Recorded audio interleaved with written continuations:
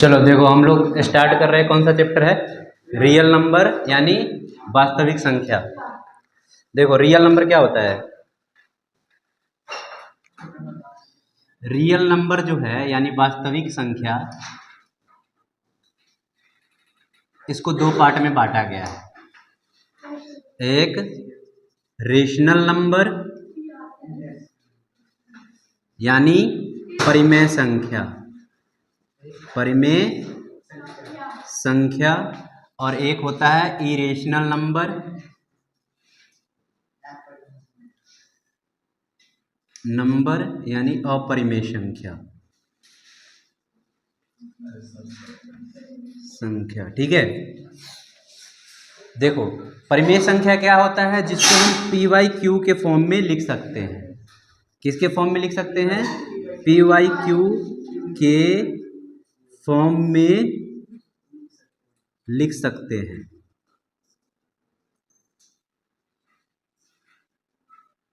है ना?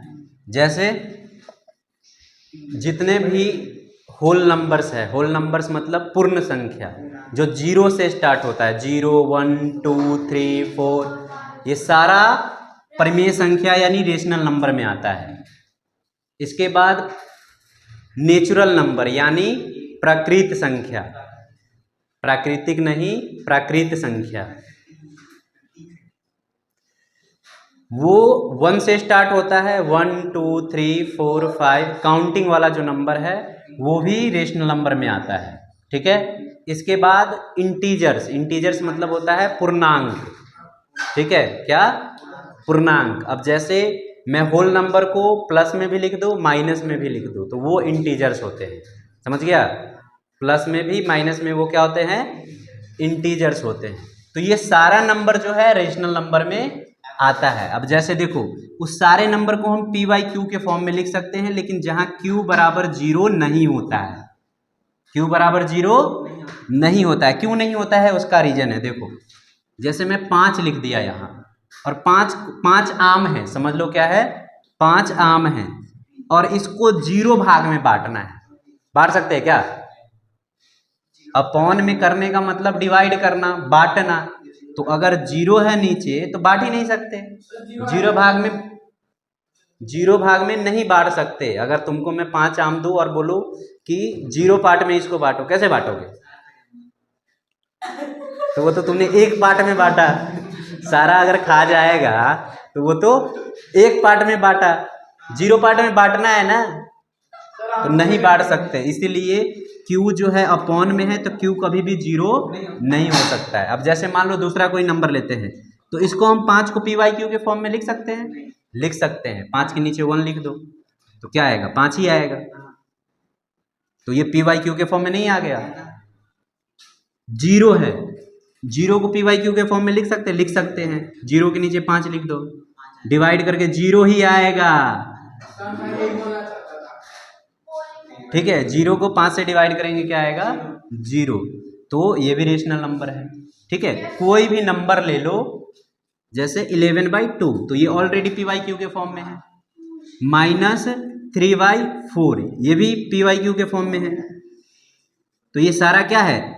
Rational number यानी परिमेय संख्या। और अपरिमेय संख्या क्या होगा? जो जनरली रूट में हो, जैसे मान लो √3, मतलब जिसको पी वाई क्यू के फॉर्म में नहीं लिख सकते। अब √3 को हम पी वाई क्यू के फॉर्म में अगर इसको सॉल्व करोगे ना, तो पॉइंट में ये आता ही जाएगा, आता ही जाएगा, कभी खत्म होगा ही नहीं। ठीक है, इसका जो वैल्यू होगा पॉइंट में आता ही जाएगा। जैसे √5, तो ये भी क्या है? अपरिमेय संख्या यानी इरेशनल। √7, ये भी क्या है? अपरिमेय संख्या। अगर मैं कहूँ √9, तो है क्या? नहीं है। क्यों नहीं है? क्योंकि √9 को हम 3 के इक्वल लिख सकते हैं, है ना? तो इसलिए ये अपरिमेय नहीं है। ठीक है, अब जैसे देखो ये रूट में हो गया, रूट के अंदर में कोई अगर परफेक्ट स्क्वायर है, परफेक्ट स्क्वायर है, जैसे रूट के अंदर 4 है, रूट के अंदर 9 है, रूट के अंदर 16 है, तो वो सब इरेशनल नहीं होगा, रेशनल ही होगा। क्योंकि रूट के अंदर 4 अगर होगा तो उसका वैल्यू 2 होगा, रूट के अंदर अगर 9 होगा तो उसका वैल्यू 3 होगा। समझ गए ना। अब देखो जो रूट में है तो वो तो इरेशनल होता ही है, एक पाई होता है, ये भी इरेशनल है। देखो क्यों इरेशनल है, ध्यान से सुनो। पहले हम पाई का वैल्यू जनरली लेते हैं 22/7, लेकिन तुम लोग को पता होना चाहिए कि ये इसका कंप्लीट वैल्यू नहीं है, 3.14 भी नहीं है। पाई का भी जो वैल्यू निकालते हैं ना, तो इसको हम डिवाइड करते जाते हैं, पॉइंट इसका कभी खत्म ही नहीं होता है, ना ही रिपीट होता है नंबर। समझा। तो इसलिए कितने लोग कहेंगे कि सर ये पी बाई क्यू के फॉर्म में है, तो ये रियल में एग्जैक्ट पाई का वैल्यू नहीं है। अगर तुमको 22/7 कहीं लिखा रहेगा ना, तो वो रेशनल नंबर है। लेकिन अगर तुमसे कहेगा कि पाई है या नहीं, तो पाई नहीं है, याद रखना हमेशा। समझा। पाई नहीं है। इसके बाद जो नंबर पॉइंट में लिखे अगर किसी नंबर को, ठीक है, और रिपीट करे, जैसे 13 आ रहा है पॉइंट में लिखने के बाद, फिर 13 आ रहा है, फिर 13 आ रहा है, तो ये क्या है, रेशनल नंबर होगा या नहीं होगा?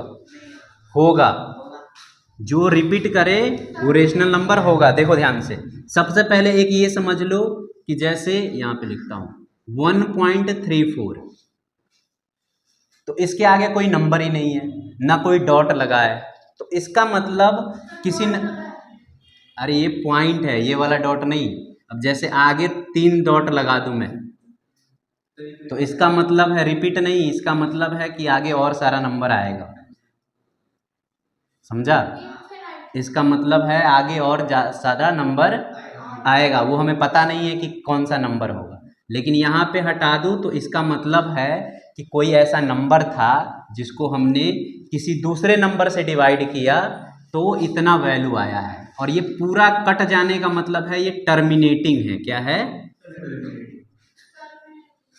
टर्मिनेटिंग मतलब पद के फॉर्म में हो गया, तो ये रेशनल नंबर है।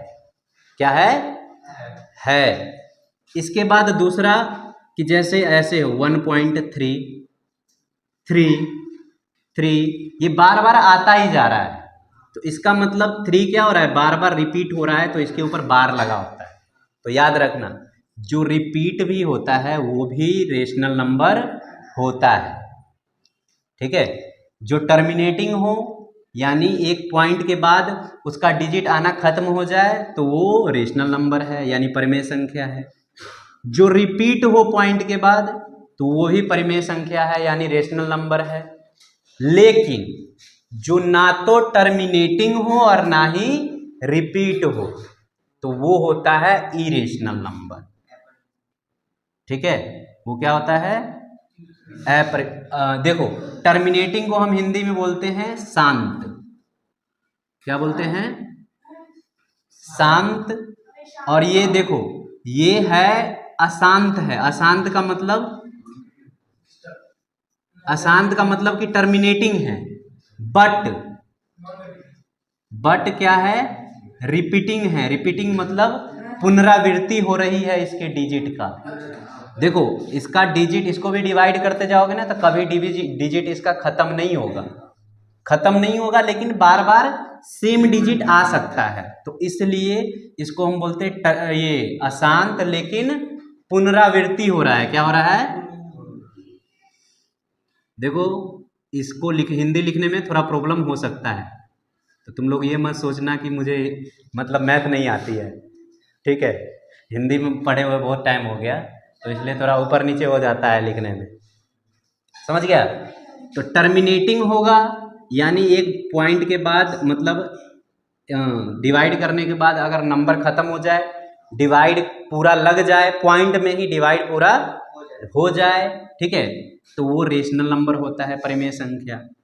अगर नहीं भी हो, लेकिन डिजिट बार बार रिपीट करने लगे, तो वो भी क्या होगा? रेशनल नंबर होगा। उसको अशांत बोलते हैं, लेकिन पुनरावृत्ति उसका होते रहता है। क्या बोलेंगे? Non terminating. अशांत का मतलब नॉन टर्मिनेटिंग बट रिपीटिंग। समझ गया? Non terminating but repeating. अब देखो, इसमें पॉइंट वाला कैसा नंबर आता है, ध्यान से देखो। अब जैसे मैं लिख दूं 1.04, 004, 004 और इसके आगे 3 डॉट लगा दिया। तो देखो ये ना तो तुम्हें खत्म होता हुआ दिख रहा है, ठीक है, और ये रिपीट भी नहीं कर रहा है। शुरू में आया 2 जीरो और ये सॉरी 1 जीरो और 4, फिर आया 2 जीरो और 4, अब आया 3 जीरो और 4। तो ये ना तो क्या है, टर्मिनेटिंग है, ना ही रिपीटिंग है। समझा? ना तो ये कि खत्म हो गया पॉइंट इसका, तो एक पॉइंट के बाद डिजिट आना इसका बंद नहीं हो रहा है, ठीक है, और ऊपर से रिपीट भी नहीं कर रहा है। तो ऐसे नंबर हमेशा इरेशनल नंबर होते हैं। समझ गया? कोई डाउट है इसमें? ठीक है, तो इसी तरह का तुम्हारा हो सकता है, अगर कहीं क्वेश्चन पूछ दे, हो सकता है 1 मार्क्स का कभी कभी ऑब्जेक्टिव में पूछ देता है। तो ध्यान रखो हमेशा कि अगर पॉइंट में हो और एक डिजिट के बाद ये पॉइंट नहीं आ रहा है, ठीक है, मतलब डिजिट आना बंद हो गया और आगे कोई डॉट भी नहीं लगा है, तो वो समझ जाओ कि टर्मिनेटिंग है, इसका मतलब रेशनल नंबर है। रिपीट भी हो रहा है, इसका मतलब रेशनल नंबर है। और जो ना तो रिपीट हो रहा है और ना ही उसका डिजिट खत्म हो रहा है, तो वो इरेशनल नंबर होगा। ठीक है, चलो इतना नोट करो।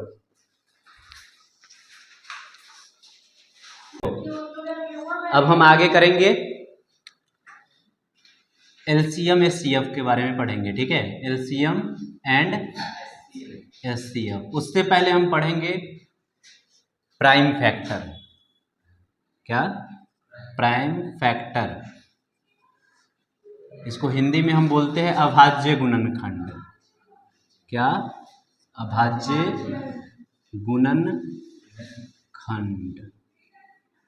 ठीक है, देखो कैसे निकालते, ध्यान से देखो। जैसे मान लो 12 है, 12 है, तो इसका हम प्राइम फैक्टर कैसे निकालते हैं, जैसे एलसीएम लेते हो ना तुम लोग, वैसे इसको हम डिवाइड करते हैं। सबसे पहले देखो कैसे कैसे डिवाइड करते हैं। सबसे पहले हम डिवाइड करते हैं 2 से, फिर 3 से, 5 से, 7 से, 7 के बाद 11 से, 13 से, 17 से, 19 से। तो देखो ये जो नंबर है ना, ये नंबर वो नंबर है जो सारा प्राइम नंबर है। प्राइम नंबर तुम लोगों को पता है प्राइम नंबर क्या होता है? प्राइम नंबर यानी कि अभाज्य संख्या। ये सारा जो है देखो, इसीलिए मैंने लिखा है प्राइम फैक्टर, और यहाँ पे क्या लिखा है? अभाज्य गुणनखंड। प्राइम मतलब अभाज्य, अभाज्य का मतलब ध्यान से समझो, प्राइम का मतलब होता है कि वैसा नंबर जो सिर्फ खुद से डिवाइड लगता है उसमें और 1 से लगता है। कितना से लगता है? सिर्फ खुद से और 1 से, मतलब 2 नंबर से उसमें डिवाइड लगता है। ठीक है, उसको हम बोलते हैं प्राइम नंबर यानी अभाज्य संख्या। ठीक है, और अगर तुमसे पूछो कि सबसे छोटा प्राइम नंबर क्या होता है, तो सबसे छोटा प्राइम नंबर ये बोल रहा है 1। 1 नहीं होता है, 2 होता है। 1 क्यों नहीं होता है? सुन पहले, 1 इसलिए नहीं होता है कि 1 में सिर्फ एक ही नंबर से डिवाइड लगता है 1 से, लेकिन प्राइम नंबर में यानी अभाज्य संख्या में 2 नंबर से डिवाइड लगना चाहिए, एक 1 से भी और एक खुद से भी। समझा? तो इसलिए सबसे छोटा प्राइम नंबर कौन सा है यानी अभाज्य संख्या? 2 है, 2 है। ठीक है, और 2 एक ऐसा सम संख्या है, सम संख्या समझता है? वैसी संख्या जिसमें 2 से भाग लगता हो, इवन नंबर्स। 2 एक ऐसा इवन नंबर है जो प्राइम नंबर भी है, बाकी कोई भी इवन नंबर प्राइम नंबर नहीं होता है, मतलब कोई भी सम संख्या अभाज्य संख्या नहीं होता है। ठीक है, तो प्राइम फैक्टर हम कैसे निकालेंगे? इन सब से डिवाइड करके। तो सबसे पहले देखो, हम सबसे पहले सबसे छोटे नंबर से डिवाइड करते हैं, तो इसमें 2 से करेंगे, 2 से इसको डिवाइड करेगा, कितना आएगा? 6। और देखो डिवाइड करते हैं तो कंप्लीट डिवाइड लगना चाहिए, ये नहीं कि एक रिमाइंडर ले आओगे या शेषफल ले आओगे, वो नहीं करना है, कंप्लीट लगना चाहिए। ठीक है, तो 2 से कर दिया, फिर इसको 6 को हम 2 से फिर से लग सकता है इसमें, तो फिर से लगाएंगे, कितने पे आएगा? 3 पे। अब कितना से लगेगा? 3 से, तो 1 पर। ठीक है, तो अब देखो इसको हम कैसे लिखेंगे? 12 को लिखेंगे 2 गुने 2 गुने 3। इसका मतलब है 2 2 बार आ रहा है तो 2 का स्क्वायर, और 3 एक बार आ रहा है तो 3 को 3 लिख सकते हो। ठीक है, ये होता है प्राइम फैक्टर। ऐसे प्राइम फैक्टर के फॉर्म में लिख दिया, यानी अभाज्य गुणनखंड। समझा? दूसरा एक और नंबर मान लो, बड़ा नंबर लेते हैं।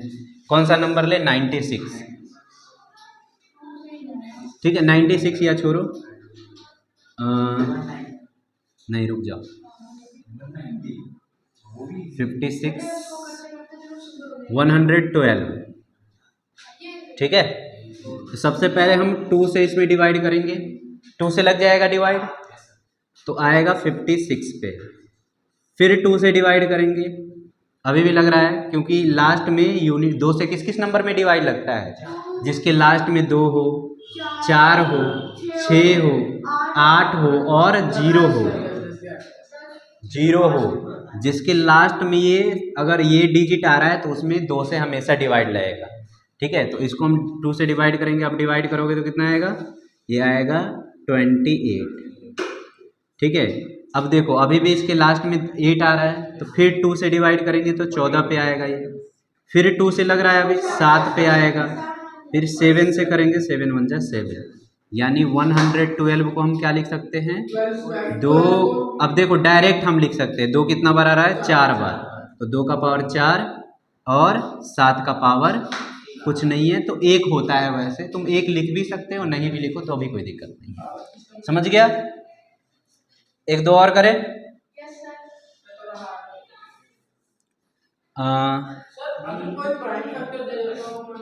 देखो अभी हमें समझना है बस कि प्राइम फैक्टर हम कैसे निकालते हैं। ठीक है, अब जैसे एक और नंबर ले लो कोई 72। ठीक है, तो इसमें 2 से डिवाइड करोगे कितने पे आएगा? 36 पे। ठीक है, देखो इसको जैसे जैसे प्रैक्टिस करते जाओगे ना, वैसे वैसे आसान होता जाएगा। एक बार में डायरेक्ट तुमको डिवाइड करने में प्रॉब्लम हो सकता है, लेकिन प्रैक्टिस करने से ये सब चीज़ें क्या होता है? आसान होता है ना? फिर 2 से करेंगे तो 18 पे आएगा। अभी भी 2 से लग रहा है, जब तक लगेगा वो एक ही नंबर से लगाते जाएंगे। कितना पे आएगा? 9 पे। फिर अब 3 से लगाएंगे तो 3 पे, और फिर 3 से लगाएंगे तो 1 पे।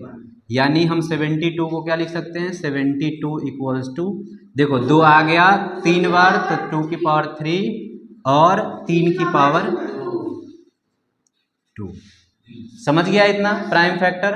चलो नोट कर लो इसको। चलो देखो अब हम देखते हैं क्या? एलसीएम और एचसीएफ के बारे में। प्राइम फैक्टर समझ गया?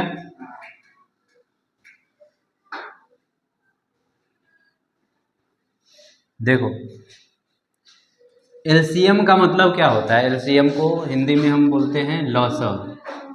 क्या बोलते हैं? लॉसर लिखा रहेगा। इसका फुल फॉर्म होता है लघुत्तम समावर्तक, और इसका होता है मॉसर, महत्तम समावर्तक। ठीक है, इसका मतलब देख समझ क्या होता है। एलसीएम का मतलब क्या होता है, ध्यान से समझो। एलसीएम मान लो कि 12 और 8 है। ठीक है, इसका हमें एलसीएम निकालना है। ध्यान से समझिए, 12 और 8 है, इसका क्या निकालना है? एलसीएम। तो अभी मैं डायरेक्ट लिख रहा हूं, इसका एलसीएम होगा 24। ठीक है, अभी मैं डायरेक्ट लिख रहा हूं, निकाल नहीं रहा हूं। एलसीएम का मतलब होता है, लॉसर का मतलब होता है कि ये जो एलसीएम आया ना, उसको इस नंबर से भी डिवाइड लग जाएगा इसमें, और इस नंबर से भी इसमें डिवाइड लग जाएगा। समझा? एलसीएम का मतलब ही होता है कि जिस जिस नंबर का हम एलसीएम निकाल रहे हैं, क्या?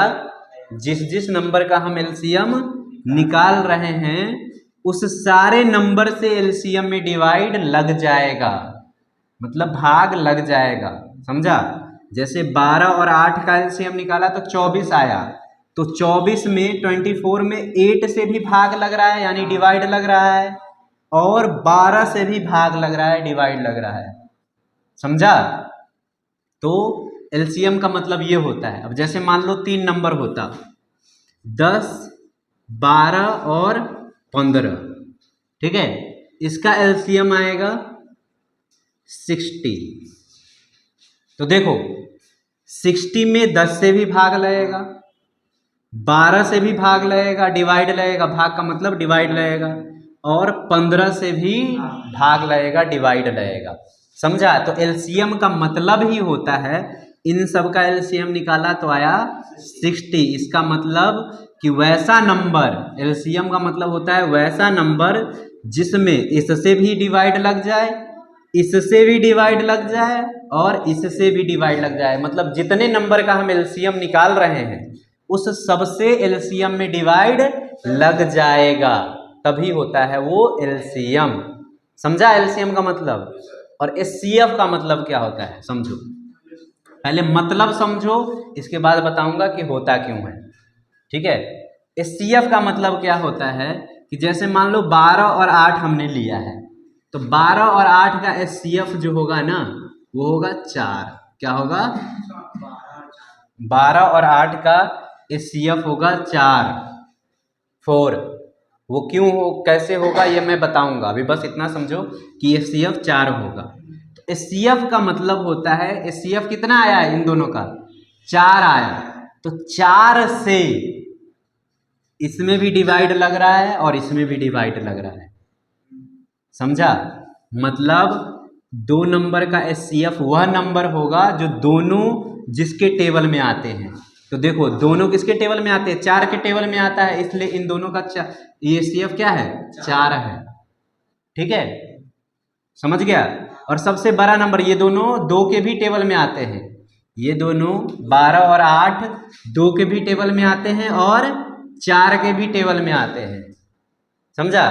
तो बड़ा लेते हैं, जो बड़ा नंबर है वो लेते हैं एचसीएफ के फॉर्म में। समझ में आया? अब देखो 10, 12 और 15 किसके टेबल में आते हैं सोचो? दोनों तीनों किसके टेबल में आते हैं? किसी के टेबल में नहीं आते हैं, एक के टेबल में आते हैं। मैक्सिमम किसके टेबल में आते हैं? एक के टेबल में। मतलब इन तीनों का एचसीएफ क्या होगा? 1 होगा। समझा? समझ गया? अब जैसे मान लो 12, 48 एंड 42, ये 3 नंबर है। ठीक है, 12, 48 एंड 42। तो इसका अगर एचसीएफ हमें निकालना है तो एचसीएफ का मतलब क्या है कि तुम्हें वैसा नंबर चुनना है जिससे इसमें भी डिवाइड लग जाए, इसमें भी डिवाइड लग जाए और इसमें भी डिवाइड लग जाए। कहने का मतलब वैसा नंबर चुनो जिसके टेबल, मतलब जिसके टेबल में 12 भी आता है, 48 भी आता है और 42 भी आता है। तो ऐसे देखोगे तो इसका एचसीएफ जो है वो क्या होगा? 6 होगा, क्योंकि 6 के टेबल में 12 भी आता है, 48 भी आता है और 42 भी आता है। ठीक है, अगर कहोगे टेबल में तो ये तीनों 2 के टेबल में भी आता है, 3 के टेबल में भी आता है, 4 के टेबल में भी आता है और 6 के टेबल में भी आता है। तो हमें कौन सा लेना होता है? जो सबसे बड़ा हो। तो समझ गया एचसीएफ और एलसीएम का मतलब समझो। अब देखते हैं कि निकालते कैसे। ठीक है, चलो इतना मिटा दो।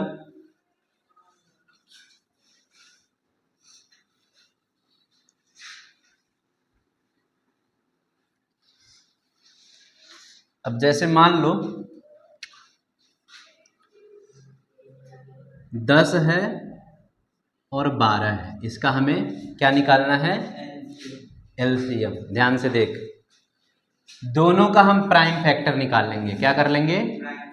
Prime factor. 10 का प्राइम फैक्टर निकालेगा तो सबसे पहले 2 से डिवाइड कर, 5 पे आएगा, 5 से करोगे तो 1 पे आएगा। यानी 10 को क्या लिख सकता है? 2 गुने 5, पावर के फॉर्म में लिख दो, 1, 5 का पावर 1। ठीक है, अब 12 का प्राइम फैक्टर निकालो 12 का, तो सबसे पहले 2 से डिवाइड लगेगा, 6 पे आएगा, फिर 2 से डिवाइड लगेगा, कितने पे आएगा? 3 पे, फिर 3 से लगेगा, कितने पे आएगा? 1। तो 12 का क्या आ रहा है? दो दो बार आ रहा है, ठीक है, तीन एक बार आ रहा है। समझ गया? सबसे पहले जितना नंबर का भी एलसीएम या एचसीएफ निकालना हो सबका क्या निकालो, प्राइम फैक्टर निकाल लो, ठीक है, और लिख दो, ऊपर नीचे करके लिख दो। अब देखो एलसीएम कैसे निकालते हैं, ध्यान से देखो। क्या एलसीएम कैसे निकालते हैं, ध्यान से देखो, समझना बहुत इंपॉर्टेंट है। इसमें से कोई भी जो बड़ा नंबर है वो चुन लो। क्या चुन लो? बड़ा नंबर, या छोड़ो बड़ा नंबर मत चुनो। देखो दो दोनों में आ रहा है, तो दो का हाईएस्ट पावर क्या है, दो है, तो हम दो का पावर दो ले लेंगे, बड़ा वाला लेना है। एलसीएम में हमेशा क्या लेना है, बड़ा वाला लेना है। दो का पावर दो ले लिया, अब दोनों का दो दो इसमें आ गया। तीन इसमें आ रहा है लेकिन इसमें नहीं आ रहा है, तो फिर भी लेना है, नहीं भी आएगा तो भी लेना है। तीन का पावर एक, जितना है उतना ही, एक्स्ट्रा नहीं लेना है। अगर मान लो यहाँ भी तीन होता, ठीक है, तो देखते बड़ा वाला कौन है, फिर बड़ा वाला लेते। समझ रहा है? इसके बाद पाँच, पाँच इसमें है इसमें नहीं है, तो फिर भी एलसीएम में लेंगे। पाँच का पावर वन, पहले देख लो एलसीएम से पहले एक चीज़ समझ लो, फिर दोबारा दूसरा करेंगे। तो देखो अब इसको हम सॉल्व कर देंगे, वही एलसीएम होगा। दो का पावर दो कितना होता है, चार, दो गुने दो चार ही होता है ना, गुने तीन, तुम डायरेक्ट एक बार में भी निकाल सकते हो। दो गुने दो चार, और गुने तीन चार, फोर थ्री जा 12, और 12 फाइव जा 60। तो ये क्या आ गया, एलसीएम। समझा? समझ गया?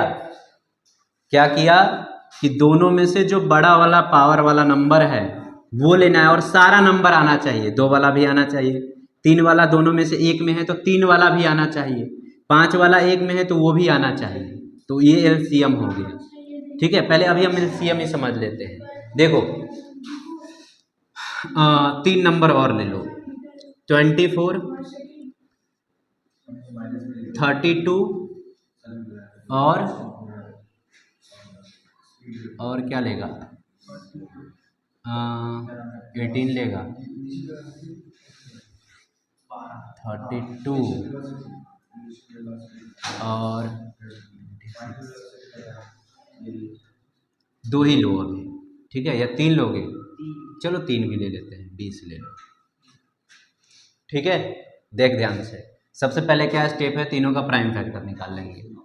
24 का निकालेंगे, दो से डिवाइड करेंगे 12 पे, दो से फिर डिवाइड करेंगे 6 पे, दो से करेंगे 3 पे, फिर 3 से करेंगे 1 पे। तो यानी 24 इक्वल्स टू क्या आ रहा है, दो तीन बार और तीन एक बार, ठीक है। फिर 32 का निकाल, 32 को 2 से डिवाइड करेगा 16 पे, फिर 2 से करेगा 8 पे, फिर 2 से करेगा 4 पे, फिर 2 से करेगा 2 पे, और फिर 2 से करेगा 1 पे। तो यानी 32 तुम्हारा कितना आ रहा है, 2 का पावर 5 बार आ रहा है, तो 2 का पावर 5, 1 वाला हम नहीं लेते हैं, याद रखना हमेशा। इसके बाद 20 है, 20 का 2 से डिवाइड करेगा 10 पे, फिर 2 से करेगा 5 पे, फिर 5 से करेगा 1 पे। तो यानी 20 को हम क्या लिख देंगे, 2 का पावर 2 दो बार आ रहा है, और 5 का पावर 1 एक बार आ रहा है, ठीक है। इतना कर दिया। अब देखो ध्यान से, एलसीएम हम निकाल रहे हैं। क्या निकाल रहे हैं, एलसीएम। तो देखो सबसे पहले हम दो वाला का देखते हैं, दो इसमें भी है इसमें भी है इसमें भी है, तो हम हाईएस्ट पावर लेंगे, 2 का पावर 5। समझ गया? अब तीन वाला देखते हैं, तीन एक इसी में है, तो फिर भी हमें लेना तो होता ही है। 3 का पावर कितना है, 1, ठीक है। इसके बाद अब 5 है अलग तरह का कौन सा है, 5 है, तो 5 का पावर 1। समझ गया? अब सॉल्व कर दो, 2 का पावर 5 सॉल्व करोगे ना तो आएगा 32, 3 का पावर 1 तो 3 ही आएगा, और 5 का पावर 1 तो 5 ही आएगा। अब देखो ये इसको सॉल्व करोगे तो तुम्हारा आ जाएगा 480, यही एलसीएम हो गया। समझ गया? एलसीएम ऐसे निकालते हैं। समझ गया एलसीएम कैसे निकला? अब देखो, अब हम एचसीएफ समझते हैं। पहले नोट करोगे या पहले एचसीएफ भी समझा दूं? नोट कर लो। चल,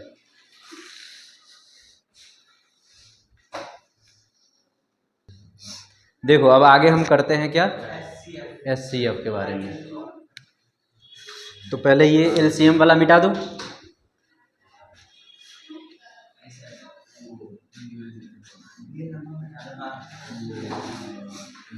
बाकी इसी से काम चल जाएगा, इसलिए मैंने इसको नहीं मिटाया है। ठीक है, अब देखो, ध्यान से देख एचसीएफ कैसे निकालते हैं। देखो, वैसे एलसीएम का इंग्लिश में बोलेगा, इंग्लिश में फुल फॉर्म क्या होता है? इंग्लिश में फुल फॉर्म होता है एलसीएम का लोवेस्ट कॉमन मल्टीपल। क्या होता है? ध्यान से सुन, लोवेस्ट कॉमन मल्टीपल। मल्टीपल का मतलब कि जो जो नंबर दिया है उसके टेबल में कौन सा ऐसा नंबर है जो इसके टेबल में भी आ रहा है और इसके टेबल में भी आ रहा है। वैसे मैं तो समझा ही दिया हूँ कि एलसीएम होता क्या है। एचसीएफ का मतलब होता है हाईएस्ट कॉमन फैक्टर। इसका मतलब है कि ऐसा कौन सा नंबर है जिसके टेबल में 10 भी आ रहा है और 12 भी आ रहा है, और वो हाईएस्ट होना चाहिए। क्या होना चाहिए? लिखा है ना, हाईएस्ट कॉमन फैक्टर। तो मतलब वैसा फैक्टर जो हाईएस्ट हो और इन दोनों का फैक्टर हो। दोनों का फैक्टर मतलब कि जिसके टेबल में ये भी आए और ये भी आए। समझ गया? तो अब देख हम कैसे निकालेंगे एचसीएफ। इसी से निकालेंगे। पहले प्राइम फैक्टर निकाल लेंगे जिस जिस नंबर का रहेगा उसका, और क्या करेंगे देखो, अब इन दोनों में देखना है हमें कॉमन क्या आ रहा था। उसमें एलसीएम कैसे निकाला वो तो समझ गए हो। इसमें हम देखेंगे कॉमन क्या है। तो कॉमन में छोटा देखते हैं। क्या देखते हैं? तो देखो 2 का पावर 1 है इसमें और इसमें 2 का पावर, तो दोनों में छोटा कौन सा है? 2 का पावर 1, तो यही लेंगे 2 का पावर 1। 5 वाला इसमें है लेकिन इसमें नहीं है, इसलिए एचसीएफ में वो टर्म नहीं लेंगे। याद रखो, 5 वाला इसमें है, इसमें दोनों में जो होगा वही लेंगे और छोटा पावर वाला लेंगे। याद रखना, ठीक है? दोनों में जो होगा वही लेंगे और क्या लेंगे? छोटा पावर वाला। तो इन दोनों दोनों में था तो छोटा पावर वाला ले लिया हमने 1, और जो है, और इसमें जो है 5 इसमें है, इसमें नहीं है तो 5 वाला नहीं लेंगे। 3 इसमें है, इसमें नहीं है तो 3 वाला भी नहीं लेंगे। यानी यही हो गया आंसर हमारा। तो देखो 2 का पावर 1 क्या होता है? 2 ही होता है। तो एचसीएफ तुम्हारा आया 2। तो देखोगे तो 2 के टेबल में 12 भी आता है और 10 भी आता है। अब 2 के बाद ऐसा कोई नंबर नहीं है जिसके टेबल में दोनों आता हो, 10 और 12। ऐसा कोई नंबर है ही नहीं। समझ गया? अब देखो इसमें ये 3 था, 24, 32 और 20। इसमें देखेगा तो इस सब का भी हमने प्राइम फैक्टर निकाल लिया है। अब इसमें भी वैसे ही करना है कि तीनों में देखना है कौन कौन सा नंबर कॉमन है। तो 2 वाला देखो तीनों में कॉमन है 2 वाला तीनों में कॉमन। और सबसे छोटा कौन है? ये 2 का पावर 3 है, ये 2 का पावर 5 है, ये 2 का पावर 2 है। तो सबसे छोटा 2 का पावर 2 है। तो एचसीएफ में हम जो लेंगे वो सबसे छोटा वाला लेंगे, 2 का पावर 2। इसके बाद इसमें 3 का पावर 1 तो है लेकिन इसमें नहीं है, इसमें भी नहीं है। तीनों में जो होगा वही लेना है बस। तो 3 वाला लेंगे क्या? नहीं लेंगे। इसमें 5 वाला है तो बाकी दोनों में है ही नहीं। अगर मान लो इसमें भी 5 वाला होता लेकिन इसमें नहीं होता तो भी नहीं लेते। तीनों में होना चाहिए। समझ गया? तो इसको हम सॉल्व करेंगे तो क्या आएगा? 2 का पावर 2 यानी 4। तो इसका एचसीएफ क्या आया? 4। समझ गया? एक और क्वेश्चन करते हैं, ठीक है? अरे 5 इसलिए नहीं लिया कि 5 इसमें तो है। इसमें है क्या 5? इसमें है। एचसीएफ में जो तीनों में होगा वो लेंगे। समझा? जो तीनों में होगा वो लेंगे। और एलसीएम में क्या था? एलसीएम में सारा नंबर लेते हैं। है ना। एलसीएम में क्या लेते हैं, सारा नंबर, और वो भी बड़ा बड़ा वाला जिसका पावर क्या हो, ज्यादा हो।